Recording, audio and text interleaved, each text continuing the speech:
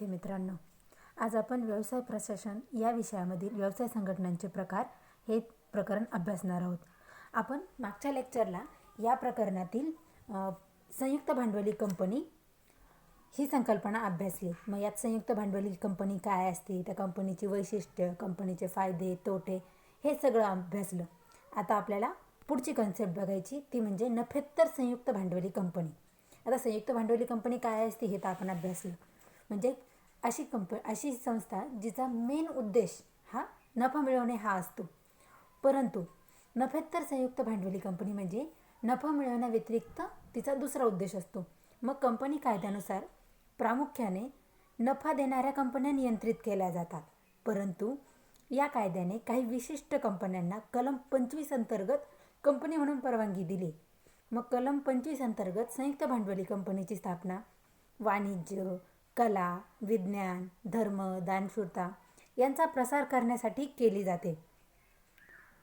कंपनीने आपल्या नफ्याचा किंवा उत्पन्नाचा वापर कंपनीच्या सदस्यांना लाभांश देण्यासाठी न करता वरील घटकांच्या प्रसारासाठी करणे आवश्यक असते. मग अशा कंपनीची स्थापना करण्यासाठी किमान 3 सभासदांची गरज असते आणि या कंपनीद्वारे मिळणाऱ्या उत्पन्नाचा वापर हा केवळ त्या कंपनीच्या विकासासाठीच केला जातो. मग या कलम 25 अंतर्गत कंपनीच्या संस्थापकांनी कंपनी कायदा मंडळाच्या क्षेत्रीय संचालकाकडे अर्ज दाखल करणे आवश्यक असते. मग या अर्जामध्ये या कंपनीची निवेदन पत्रिका, नियमावली, मालमत्तेचे विवरणपत्र आणि नोंदणी झाल्यावर कंपनीमार्फत जे कार्य करण्यात येणार आहे त्याचे संक्षिप्त विवरण यांचा समावेश करणे आवश्यक असते. आणि या कंपनीचे अंतर्गत प्रशासन जे असते ते इतर संस्थांप्रमाणेच असते, त्यात काही बदल नसतो. मग नफ्यात्तर संयुक्त भांडवली कंपनी हा एक कायदेशीर घटक असतो. अशा कंपनीद्वारे केल्या जाणाऱ्या कृतीमार्फत मिळणाऱ्या उत्पन्नाचा वापर हा केवळ त्या कंपनीच्या विकासासाठीच केला जातो. नफ्यात्तर संयुक्त भांडवली कंपनी ही नफा संघटना म्हणून स्थापन झालेल्या संघटनेची नफ्यात्तर संघटनेमध्ये पुनर्रचना होऊ शकत नाही. म्हणजे जर संयुक्त भांडवली कंपनी असेल तर तिची पुनर्रचना नफ्यात्तरमध्ये होऊ शकत नाही. नफ्यात्तर कंपनी जर असेल स्थापना करताना तर तिची रचना संयुक्त भांडवली कंपनी म्हणून होऊ शकत नाही. आता आपल्याला बघायचं आहे नफ्यात्तर संयुक्त भांडवली कंपनीची वैशिष्ट्ये. पहिला पॉईंट आहे मोफत सेवा. मग नफ्यात्तर संयुक्त भांडवली सारख्या ज्या कंपन्या असतात त्यांची स्थापना ही शिक्षण, आरोग्य सेवा, मनोरंजन, क्रीडा यासारख्या विशिष्ट समूहांना सेवा प्रदान करण्यासाठी केली जाते. मग यामध्ये जात, पंथ, धर्म, वर्ण यांचा विचार केला जात नाही. अशा कंपनीचा प्रमुख हेतू हा मोफत किंवा कमी दराने सेवा प्रदान करणे हा असतो. म्हणजे नफ्यात्तर संयुक्त भांडवली कंपनी ही सेवा देण्यासाठी स्थापन केली जाते. मग सेवा कधी कधी कमी दराने दिली जाते किंवा कधी मोफतसुद्धा प्रदान केली जाते. पुढचा पॉईंट आहे सेवाभावी संस्था. मग ह्या ज्या संस्थांची निर्मिती असते म्हणजे नफ्यात्तर संयुक्त भांडवली कंपनीची ती सेवाभावी संस्था म्हणून केली जाते आणि या संस्थांचे सभासद हे निवडक स्वरूपाचे असतात. पुढचा पॉईंट आहे कार्यकारी समितीद्वारे व्यवस्थापन. मग अशा कंपन्यांचे कामकाज हे अनेकदा सदस्यांद्वारे निवडून दिलेल्या व्यवस्थापकीय किंवा कार्यकारी समितीद्वारे व्यवस्थापित केले जाते. म्हणजे व्यवस्थापन जे असतं ते बऱ्याच वेळा जे सदस्य असतात त्यांनी निवडून दिलेल्या व्यवस्थापकीय किंवा कार्यकारी समितीद्वारे केले जाते. पुढचा पॉईंट आहे उत्पन्नाचे स्रोत. अशा प्रकारच्या कंपनीच्या उत्पन्नाचे प्रमुख स्रोत पुढीलप्रमाणे असतात. मग सदस्यांकडून घेतली गेलेली सदस्यता, देणग्या, मिळकत, सहाय्यता, गुंतवणुकीमार्फत मिळणारे उत्पन्न हे सगळे नफ्यात्तर संयुक्त भांडवली कंपनीचे उत्पन्नाचे स्रोत मानले जातात. पुढचं वैशिष्ट्य आहे भांडवल निधी. अशा कंपनींद्वारे विविध स्रोतांमार्फत उभारले गेलेले निधी हे भांडवल निधी किंवा सर्वसाधारण निधीमध्ये जमा केले जातात. म्हणजे या कंपनीचं जे भांडवल असतं आपण वरती पाहिलं उत्पन्नाचे स्रोत, या उत्पन्नाच्या स्रोतांमधून उभारलं गेलेलं किंवा सर्वसाधारण जो निधी असतो त्याच्यामध्ये जमा केलं जातं. पुढचा पॉईंट आहे योग्य वितरण. कंपनीच्या खर्चातून शिल्लक राहणारी रक्कम ही सभासदांमध्ये वितरित न करता भांडवल निधीमध्ये जमा केली जाते. म्हणजे कंपनीचा जो काही नफा होईल तो म्हणजेच कंपनीच्या खर्चातून शिल्लक राहणारी रक्कम ही सभासदांना लाभांश म्हणून वाटली जात नाही, तर ती भांडवल निधीमध्ये जमा केली जाते आणि त्याचा वापर हा कंपनीच्या विकासासाठी केला जातो. पुढचं वैशिष्ट्य आहे समाजहितावर भर. नफ्यात्तर संयुक्त भांडवली कंपनीची प्रतिष्ठा ही ग्राहकांना समाधान देण्यावर अवलंबून नसते, तर तिच्या समाजहिताच्या योगदातावर अवलंबून असते. म्हणजे नफ्यात्तर संयुक्त भांडवली कंपनी जी आहे ती फक्त ग्राहकांना समाधान देत नाही, तर समाजहिताचा जास्तीत जास्त विचार करते. पुढचं वैशिष्ट्य आहे लेखांकनाची माहिती. मग अशी जी कंपनी असते अशा कंपनीद्वारे प्रदान करण्यात आलेली लेखांकनाची माहिती ही सध्याच्या आणि संभाव्य योगदान कार्यांसाठी आणि वैधानिक गरजा पूर्ण करण्यासाठी असते. म्हणजे आपण संयुक्त भांडवली कंपनीमध्ये पाहिलं होतं, ते जे लेखांकनाची माहिती प्रसिद्ध करतात ती इन्व्हेस्टरसाठी, म्हणजे जे गुंतवणूकदार आहे किंवा कर्जरोखेधारक, भागधारक, संचालक मंडळ ह्या सगळ्यांसाठी किंवा त्याचप्रमाणे जनतेसाठी उपयोगाची ठरते. परंतु नफ्यात्तर संयुक्त भांडवली कंपनीची जी लेखांकनाची माहिती आहे ती वैधानिक गरजा पूर्ण करण्यासाठी असते. पुढे पाहायचं आहे आपल्याला नफ्यात्तर संयुक्त भांडवली कंपनीचे फायदे. नफ्यात्तर संयुक्त भांडवली कंपन्यांना करारावर सवलत दिली जाते. परंतु अशा कंपन्यांचे जे काही इतर फायदे असतात ते पुढीलप्रमाणे. त्यातला पहिला फायदा आहे उच्च असणाऱ्या व्यक्तींची नियुक्ती. म्हणजे नफ्यात्तर संयुक्त भांडवली कंपन्यांमध्ये कमी पगारावर जास्त तास काम करण्याची इच्छा असणाऱ्या कर्मचाऱ्यांना नियुक्त केले जाते, असा सर्वसामान्य गैरसमज असतो. परंतु नफ्यात्तर कंपन्यांमध्ये सर्वोत्तम उमेदवार निवडण्याचा प्रयत्न केला जातो आणि अशा संस्थांमध्ये उच्च ध्येय गाठण्यासाठी काम करण्याची इच्छा असणाऱ्या लोकांची निवड करण्यात येते. म्हणजे नफ्यात्तर संयुक्त भांडवली कंपनीमध्ये ज्या व्यक्तींची नियुक्ती केली जाते त्या व्यक्तींना म्हणजे त्या व्यक्तींमधून सर्वोत्तम उमेदवार निवडला जातो आणि त्यांना उच्च ध्येय गाठण्यासाठी काम करण्याची इच्छा असणाऱ्या लोकांची निवड करण्यात येते. पुढचा पॉईंट आहे कर्मचारी कौशल्यातील परिवर्तन. नफ्यात्तर कंपन्यांमध्ये अष्टपैलू व्यक्तिमत्व असलेल्या कर्मचाऱ्यांना प्राधान्य दिले जाते. नफ्यात्तर कंपन्यांमध्ये कर्मचाऱ्यांना नवीन कौशल्य शिकण्यास प्राधान्य दिले जाते. त्यामुळे कर्मचाऱ्यांना त्यांना अनुभव नसलेल्या कौशल्यामध्ये स्वतःचा विकास करण्याची संधी मिळते. म्हणजे नफ्यात्तर कंपन्यांमध्ये काय होतं तर ज्यांचं व्यक्तिमत्व अष्टपैलू म्हणजे ज्यांना सगळ्या गोष्टींबद्दलची माहिती असेल अशा कर्मचाऱ्यांना प्राधान्य दिलं जातं. त्याचप्रमाणे त्यांना नवनवीन कौशल्य शिकण्यासाठी प्रोत्साहित केलं जातं. त्यामुळे काय होतं की कर्मचाऱ्यांना नवीन गोष्टी शिकायला भेटतात, त्याचप्रमाणे त्या कौशल्यामध्ये स्वतःचा विकास करण्याची संधी मिळते. पुढचं पॉईंट आहे आवश्यक विकासाच्या संधींची उपलब्धता. मग 3 कर्मचाऱ्यांना एकाच प्रकल्पावर काम करण्यास सांगितले जाऊ शकते, परंतु नफ्यात्तर संयुक्त भांडवली कंपनीमध्ये काम करणाऱ्या कर्मचाऱ्यांसाठी एकच प्रकल्प हा 3 प्रकल्पांसारखा असू शकतो. त्यामुळे त्याच्या कारकिर्दीची जलद गतीने प्रगती होऊ शकते. त्यामध्ये ज्यांना कारकिर्दीमध्ये जलद विकास साध्य करायचा असेल त्यांना विकासासाठी आवश्यक संधीची उपलब्धता होऊ शकते.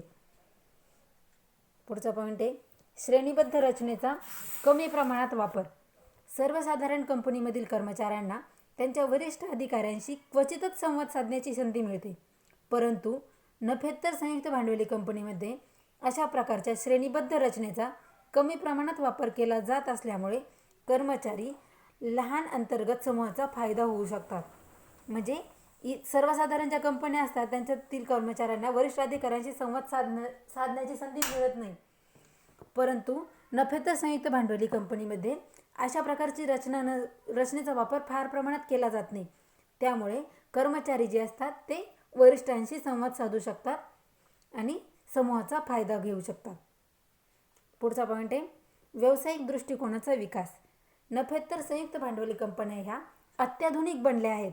त्या इतर कंपन्यांप्रमाणे बाजाराद्वारे सादर केल्या जाणाऱ्या संधींना जलद गतीने प्रतिसाद देत आहेत. त्याचप्रमाणे एखादी नैसर्गिक आपत्ती जर उद्भवली तर नफ्यात्तर संयुक्त भांडवली कंपन्या ह्या अत्याधुनिक तंत्रज्ञानाचा वापर करून जलद गतीने काम करण्यास सुरुवात करतात. म्हणजे आता नफ्यात्तर संयुक्त भांडवली कंपन्या ह्या अत्याधुनिक बनलेल्या आहेत. म्हणजे ज्या इतर कंपन्या होतात त्यांच्याप्रमाणेच बाजारात ज्या नवीन संधी उपलब्ध होतात त्या सगळ्या संधींना जलद गतीने प्रतिसाद देण्याचं काम नफ्यात्तर संयुक्त भांडवली कंपन्या करत आहेत. त्याचप्रमाणे जर कुठली नैसर्गिक आपत्ती उद्भवलीच तर नफ्यात्तर संयुक्त भांडवली कंपन्या या अत्याधुनिक तंत्रज्ञानाचा वापर करून काम करण्यास सुरुवात करतात. पुढचा पॉईंट आहे व्यावसायिक मूल्यांना महत्त्व. मग नफ्यात्तर कंपन्यांमध्ये ज्या लोकांना आपल्या कारकिर्दीची काही किंवा अनेक वर्ष नफा देणाऱ्या कंपन्यांमध्ये घालवली आहेत, परंतु आता त्यांनी त्यात बदल करण्याचे ठरवले, अशा लोकांचा समावेश केला जातो. म्हणजेच जे काही लोक आहेत ज्यांनी इतके दिवस नफा देणाऱ्या कंपन्यांमध्ये काम केले, परंतु जर त्यांना आता बदल करायचा असेल तर अशा लोकांचा समावेश नफ्यात्तर कंपन्यांमध्ये केला जातो. यामुळे काय होतं आहे, व्यवसाय आणि समाज यामधील अंतर कमी होतं आहे. त्याचप्रमाणे प्रत्येक क्षेत्राला समान महत्त्व दिले जाते. त्यामुळे नफ्यात्तर कंपन्यांमध्ये व्यावसायिक मूल्यांना महत्त्व दिले जात आहे. आपल्याला आता पुढे पाहायचे नफ्यात्तर संयुक्त भांडवली कंपनीचे तोटे. नफ्यात्तर संयुक्त भांडवली कंपन्यांमध्ये काम करणे हे आनंददायक असते, त्याचप्रमाणे त्रासदायक सुद्धा असू शकते. या कंपन्यांच्या कामकाजाची स्वतःची एक पद्धत असते. मग पुढे काही आपल्याला नफ्यात्तर संयुक्त भांडवली कंपनीचे तोटे दिलेत ते बघायचे. पहिला पॉईंट आहे यशाचे योग्य परिणाम प्राप्त करणे कठीण. म्हणजे नफ्यात्तर संयुक्त भांडवली कंपन्यांमध्ये अनेकदा कर्मचाऱ्यांवर पूर्ण विश्वास ठेवला जातो. संस्थेचे महत्त्वाचे ध्येय प्राप्त करण्यासाठी दिवसेंदिवस आपले योगदान देत असतात. त्यामुळे यशाचे योग्य परिणाम प्राप्त करणे कठीण जाते.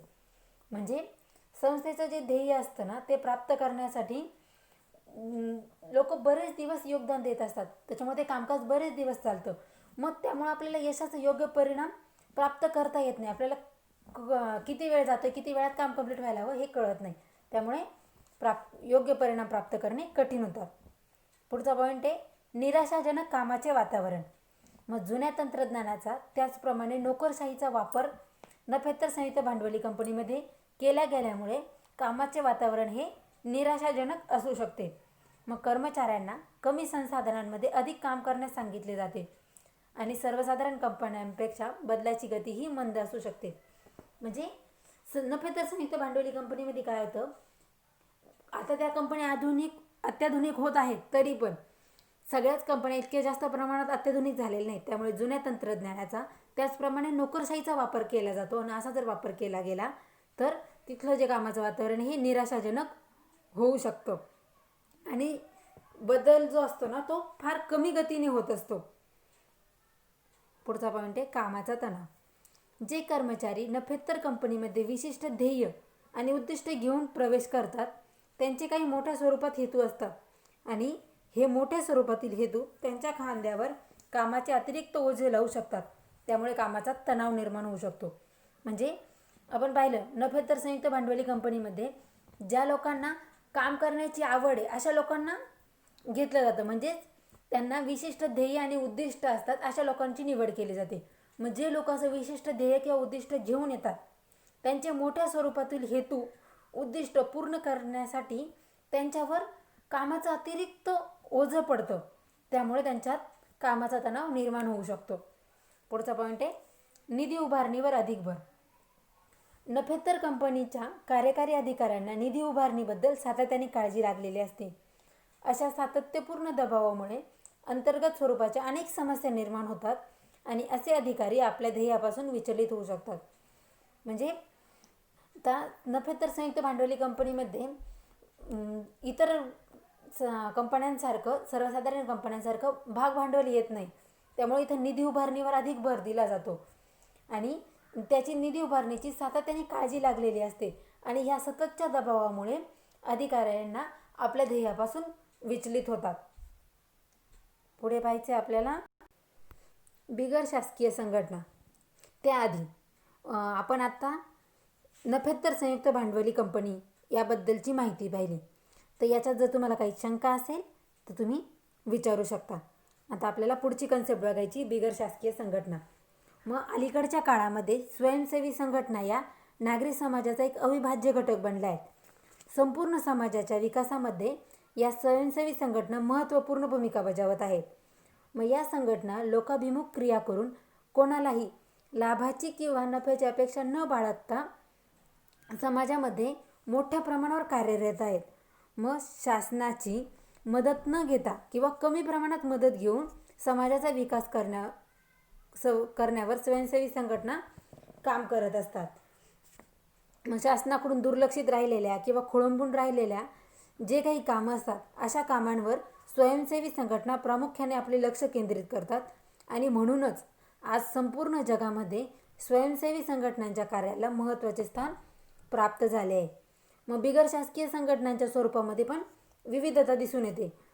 ही पुढील मुद्द्यांच्या आधारे म्हणजे संघटनांचा आकार, सदस्यता, त्याचप्रमाणे निधी स्रोत, विविध राजकीय पक्षांशी स्वयंसेवी संघटनांचे असलेले संबंध, संघटनेचे तत्त्वज्ञान, संघटनेची ध्येय आणि कार्यक्रम यामध्ये सर्व स्वयंसेवी संघटनांमध्ये विविधता दिसून येते. म्हणजे प्रत्येक स्वयंसेवी संघटनेचा आकार, सदस्य संख्या, निधी मिळवण्याची मार्ग, तत्त्वज्ञान, ध्येय आणि कार्यक्रम राबवण्याच्या पद्धती यामध्ये विविधता दिसून येते. मग बिगर शासकीय संघटना ज्या असतात त्या या नोंदणीकृत किंवा अनोंदणीकृत असतात. मग ज्या संघटना कायदेशीररित्या नोंदवलेल्या असतात त्यांना लेखी घटना असते. तसेच या संघटनांच्या कामकाजाचे नियम निश्चित असतात. मग त्यांची जी कार्यकारिणी असते म्हणजे नियमावलीसारखी कार्यकारिणी, त्यात पदाधिकाऱ्यांची निवड प्रक्रिया निश्चित केली जाते. तसेच अशा नोंदणीकृत संघटनांना निधी देण्यासाठी पात्र मानले जाते आणि शासन आणि आंतरराष्ट्रीय वित्त संस्था अशा नोंदणीकृत संघटनांना मान्यता देतात. मग आपल्याला पाहिजे आता बिगर शासकीय संघटनांची वैशिष्ट्ये. पहिला पॉईंट आहे स्वयंसेवी आणि सेवा केंद्रित स्वरूप. म्हणजे बिगर शासकीय संघटना या बिगर नफा संस्था म्हणून कार्य करत असतात. म्हणजे त्यांचा मुख्य उद्देश हा नफा नसतोच, नफा मिळवणे यासाठी त्या कार्य करत नाहीत. त्यांचे स्वरूप जे असतं ते मोठ्या प्रमाणात स्वयंसेवी, सेवा केंद्रित किंवा विकासाभिमुख असं असतं.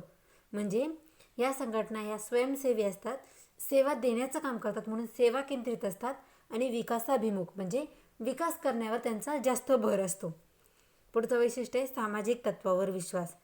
मग बिगर शासकीय संघटना या अशा स्वरूपाच्या संघटना असतात की ज्या एका विशिष्ट सामाजिक तत्त्वावरती विश्वास ठेवतात आणि त्यांची संरचना ही समाजामध्ये विकास घडवून आणणारी व समाजाला सेवा पुरवणारी अशी असते. पुढचं पॉईंट आहे लोकांचे सक्षमीकरण. मग बिगर शासकीय संस्था या लोकांचे सक्षमीकरण करण्यावर जास्त भर देतात आणि लोकांचे सक्षमीकरण करणाऱ्या त्या विकास संघटना असतात. पुढचा पॉईंट आहे समाज विकास. मग बिगर शासकीय संघटना या कोणत्याही राजकीय पक्ष अथवा राजकीय संघटनेशी संलग्न नसतात. समाजाचा किंवा समुदायाचा विकास आणि कल्याणासाठी या संघटना कार्य करत असतात. पुढचा पॉईंट आहे शासनाचा हस्तक्षेप नसतो. मग या संघटनांची स्थापना ही समाजाच्या किंवा शासनाच्या हस्तक्षेपाशिवाय केली जाते. त्याचप्रमाणे त्या केवळ धर्मदाय संस्था नसतात तर त्यांच्याद्वारे सामाजिक, आर्थिक आणि सांस्कृतिक कृती देखील केल्या जातात. शेवटचं वैशिष्ट्य आहे समाजातील वंचित घटकांच्या विकासासाठी कार्य. मग समाजातील जे वंचित घटक आहेत त्या घटकांना किमान स्तरावर चांगल्या स्वरूपाचे जीवन जगता यावे यासाठी, तसेच समाजातील ज्या समस्या आहेत त्यांचे निराकरण व्हावे यासाठी या संघटना कार्यरत असतात. पुढे पाहिजे आपल्याला बिगर शासकीय संघटनांचे महत्त्व किंवा लाभ. मग बिगर शासकीय संघटनांचं जे महत्त्व आहे त्यातील पहिला पॉईंट आहे समाजाच्या कल्याणासाठी कार्य. मग बिगर शासकीय संघटना असतात त्या समाजाचे कल्याण व्हावे यासाठी अनेक वेगवेगळ्या उपक्रमांचे आणि नवोपक्रमांचे आयोजन करतात आणि त्यासाठी या संघटना आवश्यक असणाऱ्या सर्व जोखीम उचलतात. म्हणजे समाजाच्या कल्याणासाठी या संघटना ज्या असतात त्या वेगवेगळे नवनवीन उपक्रम शोधून काढतात आणि अशा उपक्रमांचे आयोजन करतात आणि अशा उपक्रमांचे आयोजन करत असताना जी काही जोखीम होईल अशी आवश्यक असणाऱ्या सगळ्या जोखीम या संघटना उचलतात. पुढचं पॉईंट आहे विविध क्षेत्रीय प्रकल्पांची अंमलबजावणी. म्हणजे स्थानिक निर्माण होणारी जी परिस्थिती असते त्याबरोबर समायोजित होण्यासाठी आणि स्थानिक गरजांना प्रतिसाद देण्यासाठी, सामाजिक, आर्थिक आणि सांस्कृतिक बाबींना सामावून घेण्यासाठी एकात्मिक प्रकल्पांचे आयोजन आणि अंमलबजावणी केली जाते. तसेच विविध क्षेत्रीय प्रकल्पांची अंमलबजावणी देखील केली जाते. म्हणजे जी स्थानिक लेवलवर स्थानिक याच्या जी काही परिस्थिती असेल मग त्यात लोकांच्या ज्या काही समस्या असतील त्या समजून घेऊन स्थानिक गरजांना प्रतिसाद देण्यासाठी त्या क्षेत्रात जाऊन विविध क्षेत्रीय प्रकल्पांची अंमलबजावणी केली जाते. आणि त्याचप्रमाणे तर सांस्कृतिक, आर्थिक आणि सामाजिक बाबींना सामावून घेण्यासाठी एकात्मिक प्रकल्पांचे आयोजन केले जाते, म्हणजे जेणेकरून लोक एकत्रित येतील. पुढचा पॉईंट आहे वंचित घटकांना मदत. मग लोकांबरोबर चांगले संबंध प्रस्थापित करून समाजातील जे वंचित घटक आहेत त्यांना या संघटनांच्या माध्यमातून मदत केली जाते. तसेच खऱ्या अर्थाने ज्या गरजू व्यक्ती आहेत त्यांची देखील काळजी या संघटनांच्या माध्यमातून घेतली जाते. पुढचा पॉईंट आहे तज्ज्ञ आणि क्रियाशील व्यक्तींची निवड. म्हणजे बिगर शासकीय संघटना या त्यांच्याकडे कामकाजाच्या हेतूने तज्ज्ञ आणि आत्यंतिक क्रियाशील व प्रेरणादायी अशा कर्मचाऱ्यांची नियुक्ती करतात, म्हणजे जेणेकरून बिगर शासकीय संस्थांचं काम जे ते व्यवस्थित चालेल. पुढचा पॉईंट आहे समाजातील सर्व स्तरांशी संबंध.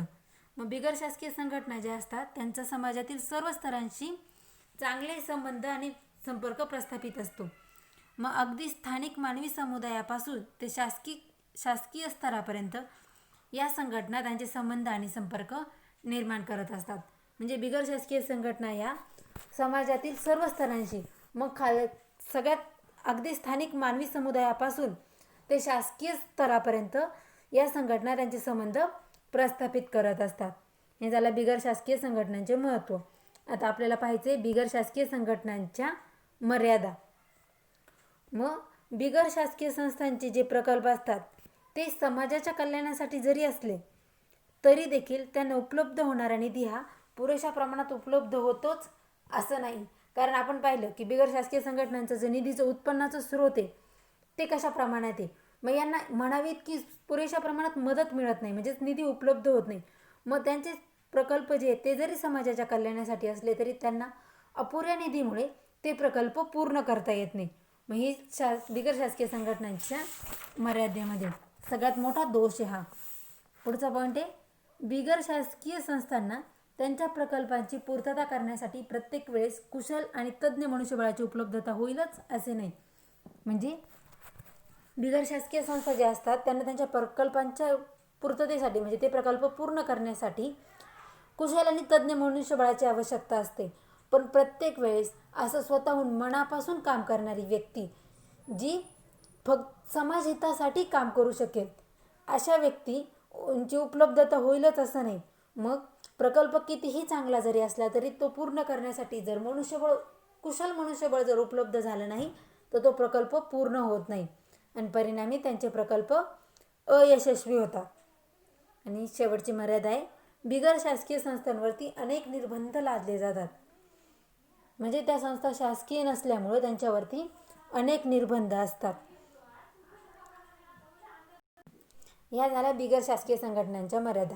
मग विद्यार्थी मित्रांनो, आज आपण संघटनांचे 2 प्रकार पाहिले. पहिला नफेत्तर संयुक्त भांडवली कंपनी आणि दुसरा पाहिला बिगर शासकीय संघटना. मग यात नफेत्तर संयुक्त भांडवली कंपनी काय असतं, तिचे वैशिष्ट्य, तिचे फायदे तोटे, त्याचप्रमाणे बिगर शासकीय संघटना म्हणजे काय, त्यांची वैशिष्ट्य, त्यांचे फायदे आणि बिगर शासकीय संघटनांच्या मर्यादा आज आपण हे सगळं अभ्यासलं. मग विद्यार्थी मित्रांनो, तुम्हाला जर यामध्ये काही शंका असेल, डाऊट असेल तर तुम्ही कमेंट बॉक्समध्ये कमेंट करू शकता. कमेंट बॉक्समध्ये कमेंट करताना स्वतःच्या नावासहित कमेंट करा आणि माझ्या व्हिडिओला लाईक करा, व्हिडिओ शेअर करा आणि जर माझ्या चॅनलला सबस्क्राईब करा, जेणेकरून तुम्हाला माझे नवनवीन व्हिडिओ जे अपलोड होत जातील त्याची तुम्हाला माहिती मिळत जाईल. धन्यवाद विद्यार्थी मित्रांनो.